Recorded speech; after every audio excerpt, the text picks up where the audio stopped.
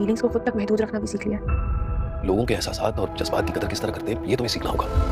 अगर लोगों के एहसासात की कदर करने के लिए अपनी खुशियों का गला घोटना पड़ता है तो मुझे नहीं करनी ऐसी कदर। मैं महविश को क्या जवाब दूं कि मेरे बेटे ने धोखा दे दिया है तुम्हें? 4 दिन की मोहब्बत। ड्रामा सीरियल मानोर की नेक्स्ट एपिसोड बहुत ज़्यादा जज्बाती और थ्रिलिंग होने वाली है। ज़ैन अपनी अम्मी मदीहा से साफ कह देता है कि वो महविश से शादी नहीं करेगा क्योंकि वो महनौर से मोहब्बत करता है। ज़ैन अपनी माँ से कहता है, अम्मी प्लीज़, महनौर बहुत अच्छी लड़की है, मैं इससे बहुत मोहब्बत करता हूँ, मेरे साथ ज़बरदस्ती ना करे। लेकिन मदीहा गुस्से में कहती है, महनौर जैसी लड़की कभी इस ख़ानदान की बहू नहीं बन सकती। तुम चंद दिन बाद महविश से शादी करोगे, बस यही आखिरी फैसला है। 2 दिन तक ज़ैन घर वापस नहीं आता तो मदीहा परेशान हो जाती है। आखिरकार वो ज़ैन को धमकी देती है कि अगर वो घर वापस ना आया तो वो खुद को नुकसान पहुंचा लेगी।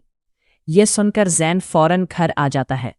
मदीहा ज़ैन को अपने कमरे में ले जाकर कहती है, मेरे जीते जी तुम्हारी शादी महनौर से कभी नहीं होगी, अब फैसला करो, माँ या महनौर।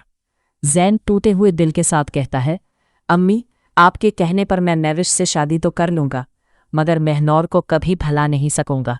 दूसरी तरफ महविश भी ज़ैन के बदले हुए रवैये को महसूस करने लगती है।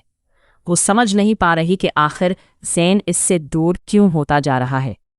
महविश के दिल में भी कई सवालात जन्म लेने लगते हैं। इधर अलीज़े महनूर के जाने के बाद बहुत उदास दिखाई देती है। वो बार बार महनूर को याद करती है और महसूस करती है कि घर की रौनक ही ख़त्म हो गई है। रूहान भी खामोश और परेशान नज़र आता है क्योंकि वो महनूर के लिए दिल में नर्म गोशा रखता था।